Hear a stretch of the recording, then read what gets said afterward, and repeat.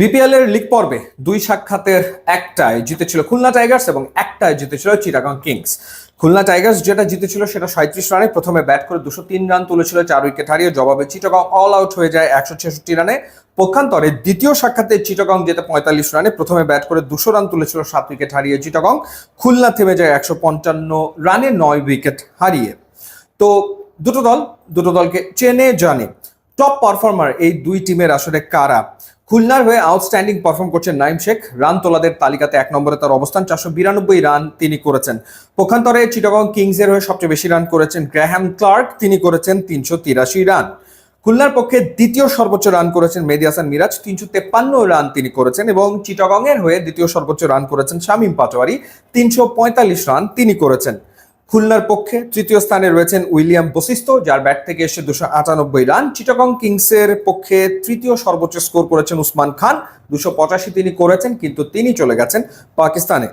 খুলনার পক্ষে চতুর্থ স্থানে রয়েছে মাহিদুল ইসলাম অঙ্কন, যার ব্যাট থেকে এসে 275 রান। এবং চিটাগং কিংসের চতুর্থ স্থানে রয়েছে মোহাম্মদ মিথুন, যার ব্যাট থেকে এসে 261 রান। খুলনার হয়ে পঞ্চম স্থানে আফিফ হোসেন ধ্রুব 209 রান করে, এবং চিটাগং এর হয়ে পারভেজ হোসেন ইমন 256 রান করে। খুলনার ডেফিনেটলি শক্তির জায়গা তার টপ অর্ডার, যেখানে আসলে নাইম শেখ ট্রিমেন্ডাস ফর্মে রয়েছেন, প্রায় 500 রান করে ফেলেছেন। এবং মেহেদী হাসান মিরাজ যিনি টপ অর্ডারে ব্যাট করছেন, তার ব্যাটেও আসলে রান ডেফিনেটলি রয়েছে। এবং লোয়ার মিডল অর্ডারে মাহিদুল ইসলাম অঙ্কন খুলনা টাইগার্সের শক্তির জায়গা, যে 275 রান তিনি করেছেন, সেটা আসলে দুর্দান্ত স্ট্রাইক রেটে তিনি করেছেন। পক্ষান্তরে চিটাগং এর ক্ষেত্রে অবশ্যই শামীম পাটোয়ারির কথা বলতে হয়, অর্থাৎ লোয়ার মিডল অর্ডারের শামীম পাটোয়ারি এক্সেলেন্ট ব্যাট করছেন নিশ্চিতভাবেই।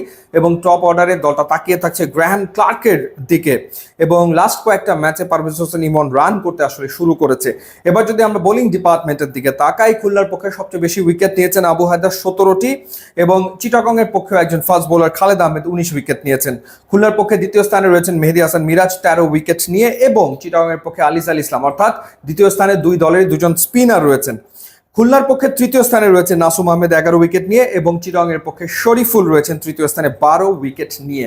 খুলনার পক্ষে চতুর্থ স্থানে হাসান মাহমুদ 11 উইকেট নিয়ে, এবং চিটাগং এর পক্ষে আরাফাত সানি 10 উইকেট নিয়ে, যদিও তার বোলিং অ্যাকশন নিয়ে প্রশ্ন উঠেছে। এবং খুলনার পক্ষে পঞ্চম স্থানে রয়েছেন মোহাম্মদ নওয়াজ 10 উইকেট নিয়ে।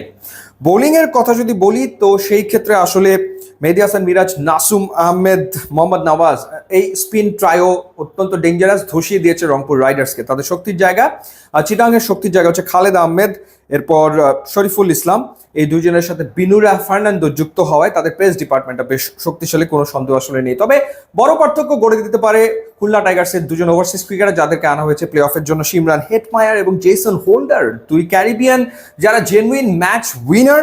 স্পেশালি জেসন হোল্ডার বলে এবং ব্যাটে দুই জায়গাতে কন্ট্রিবিউট করতে পারেন। পক্ষান্তরে চিটাগংয়ের যে ওভারসিজ ক্রিকেটার, সেখানে হায়দার আলী রয়েছেন, বিনুরা ফার্নান্দো রয়েছেন, এরপর গ্র্যান্ড ক্লার্ক ফর্মে থাকা ক্রিকেটার, বিনুরা ফার্নান্দো বোলিংয়ে এবং হায়দার আলী ব্যাটিংয়ে, আর খোয়াজা নাফি যিনি সিলেটের বিপক্ষে একটা 50 করেছেন। সো এই জায়গাটাতে চিটাগংয়ের দুর্বলতা রয়েছে খুলনার সাথে ওভারসিজ ক্রিকেটারের কোয়ালিটিতে, কারণ উইলিয়াম বশিষ্ঠ মোটামুটি ফর্মে রয়েছেন, এরপর মোহাম্মদ নওয়াজ পারফর্ম করছেন, তার সাথে সিমরান হেটমায়ার এবং জেসন হোল্ডার থাকবেন, আর একদিকে হায়দার আলী, বিনুরা ফার্নান্দো, খোয়াজা এবং গ্রাহাম ক্লার্ক থাকবেন। সো ওভারসিজ ক্রিকেটারের কোয়ালিটিতে আসলে খুলনা টাইগার্স এগিয়ে যাচ্ছে, কোনো সন্দেহ আসলে নেই।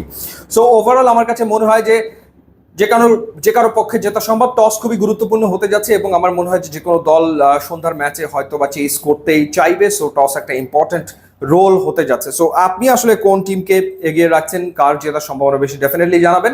ইউটিউব এবং ইনস্টাগ্রাম লিঙ্ক দেওয়া আছে, আপনারা যোগ দিলে খুবই খুশি হব। And thanks for watching.